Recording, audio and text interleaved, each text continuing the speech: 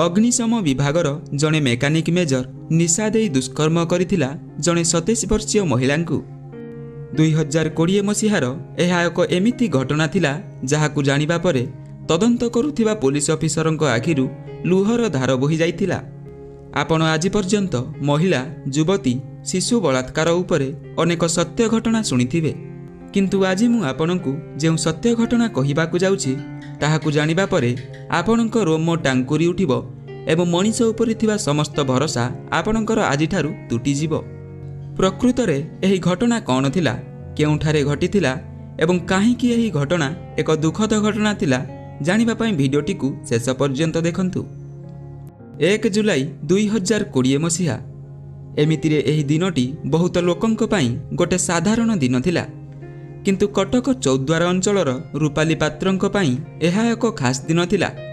कारण रूपाली पसंद करुथिबा सेही अंचलर सूरज प्रधानंक सहित तांकर आज विवाह होइथिला। वैवाहिक जीवन तांकर बेस खुशी रे चलीथिला, किंतु विवाहर किछि दिन परे अर्थात 29 जुलाई 2020 मसीहा दिन संध्या समय रे रूपाली किछि हर्बाल सामग्री किनिबा पई एकुटिया मार्केट चली जाउछि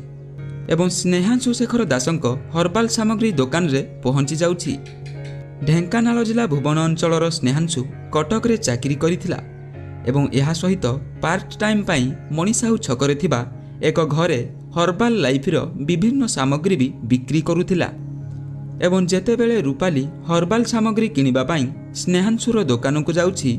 सेतेबेले स्नेहांशु पानी रे निशा देई रूपाली को अचेत करि देउछि एवं ता सहित जघन्य भावे दुष्कर्म करुछि एवं सेही दुष्कर्म को ता मोबाइल रे रेकर्ड करि देउछि।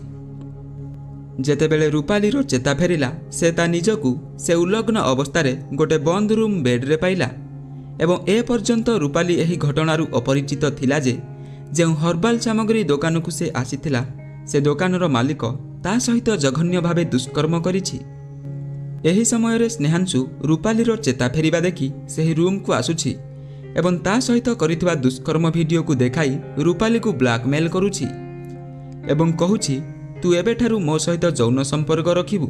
एवं न रखिले वीडियो भाइराल करिदेबी कहि धमक देउछि। एही कथारे रूपाली बहुत डरी जाउछि एवं ता परिवार और स्वामी को सम्मान कथा भावी से ता शर्तरे राजी हो जाउछि एवं इच्छा न थाई मध्य से स्नेहांशु सहित शारीरिक संपर्क रखिबाकु लागुछि एवं दीर्घ 3 वर्ष धरी अभियुक्त स्नेहांशु सेही धमक देई बारंबार रूपाली को दुष्कर्म करि आसुथिला एवं परिशेष रे रूपाली अतिष्ठ होई एही संपर्क रे महिला थाना रे एतला देइथिले एवं थाना रे पुलिस मामला रुजु करिबा परे